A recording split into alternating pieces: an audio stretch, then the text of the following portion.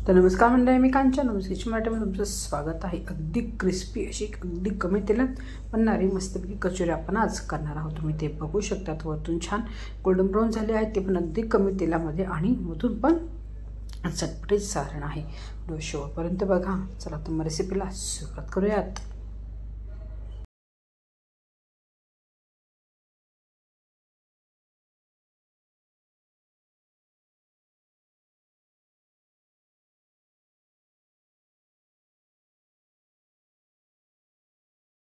इथे आता बिना मैदा वापरता आपण ही क्रिस्पी कचोरी करणार आहोत। इथे घेतले होते पोहे, ते स्वच्छ धुवून घ्यायचे आहे आणि 7 ते 8 मिनिटं पाण्यात भिजत ठेवले होते।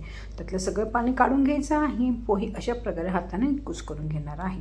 त्यामध्ये मी टाकणार आहे चवीनुसार मीठ, त्यानंतर टाकणार आहे बारीक रवा, चणा डाळीचं पीठ, याने छान खस्ता होईल आणि हे व्यवस्थित मिक्स करायचं आहे। त्याबरोबर थोडंसं मी तेलाचं मोहन पण टाकलं होतं आणि तेलाचं मोहन टाकून छान आधी सगळीकडनं लावून घेतलं होतं। नंतर पाणी टाकणार आहे आणि याचा असं घट्टसर असा डो रेडी करून घ्यायचा आहे आणि हा डो रेस्ट होण्यासाठी आपण ठेवणार आहोत साईडला एक 10 ते 15 मिनिटासाठी। पोहे वापरले आहे त्यामुळे रेस्ट करणं गरजेचं आहे। तसा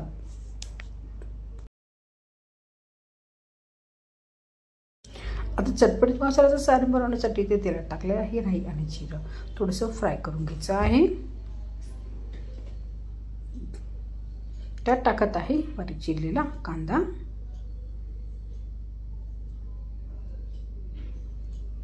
आणि कांदा चांगला गोल्डन ब्राऊन होईपर्यंत फ्राय करून घेऊयात। कांदा चांगला इथे फ्राय झाला आहे। त्यामध्ये टाकत आहे अद्रक लसूणची पेस्ट,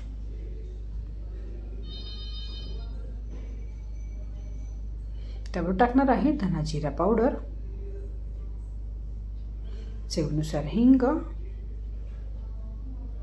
लाल मिरची पावडर, थोडासा गरम मसाला, हळदी, चवीनुसार मीठ आणि उकडलेला बटाटा आणि बटाटा व्यवस्थित आता मसाल्यामध्ये मी मिक्स करून घेणार। नंतर यामध्ये मी चाट मसाला टाकणार आहे।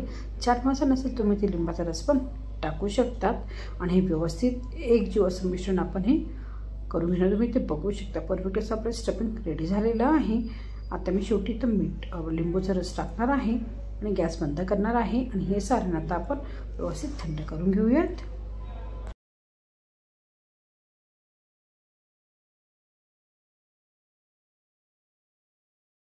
परफेक्ट असं आपला डो इथे रेडी झाला आहे। तुम्ही ते बघू शकता। हाताला थोडंसं तेल लावायचं आहे, थोडंसं पीठ घ्यायचं आहे, छोटेच गोळे करणार आहे कारण आपण अप्पे पॅनमध्ये फ्राय करणार आहोत। त्यामुळे छोटेच गोळे घ्यायचे आहे म्हणजे हे मधपर्यंत छान शिजतील आणि छान क्रिस्पी पण होतील। हाताने अशा प्रकारे वाटी करून घ्यायची। जर पुरणपोळीला वाटी बनवतो ना सेम त्याचप्रमाणे करायचे आहे आणि जे सारण घेतलं होतं ते सारण त्यामध्ये आपण भरून घेणार आहोत। तर सारणाचे मी छोटे छोटे गोळे करून ठेवले आहे, ते स्टफ करायला सोपं जातं। तर अशा प्रकारे व्यवस्थित हे आता पॅक करून घ्यायचं आहे, कुठूनही सुटायला नको। मग अशा प्रकारे हे कचोरी मी आता रेडी करून घेते। तुम्ही ते बघू शकता खूप इझिली ही बनत आहे। तर अशाच प्रकारे सगळे कचोरी मी रेडी करून घेते।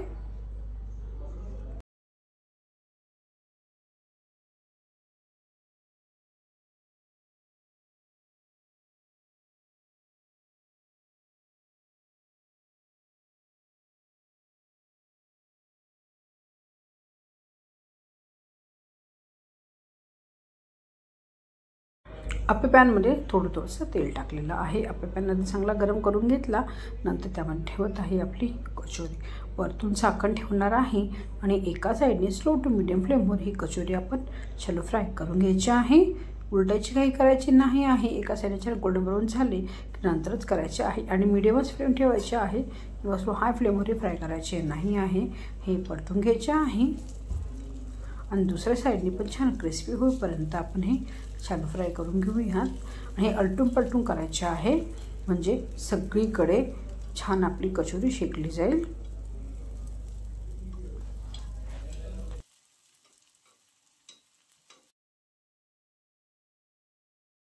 ज्या बाजूने कचोरीचा कलर छान असा गोल्डन ब्राऊन आला नाही आहे त्या साईडने अशी प्रकारे कचोरी ही हलवत राहायची आहे, म्हणजे एकसारखा छान गोल्डन ब्राऊन कलर येईल। आता ही कचोरी मस्तपैकी फ्राय करून घेऊयात।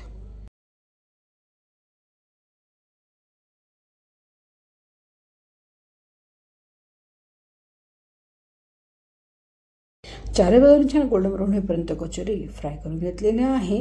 आता ही काढून घेऊयात। बाकीच्या कचोऱ्या अशाच प्रकारे आपण छान फ्राय करून घेऊयात।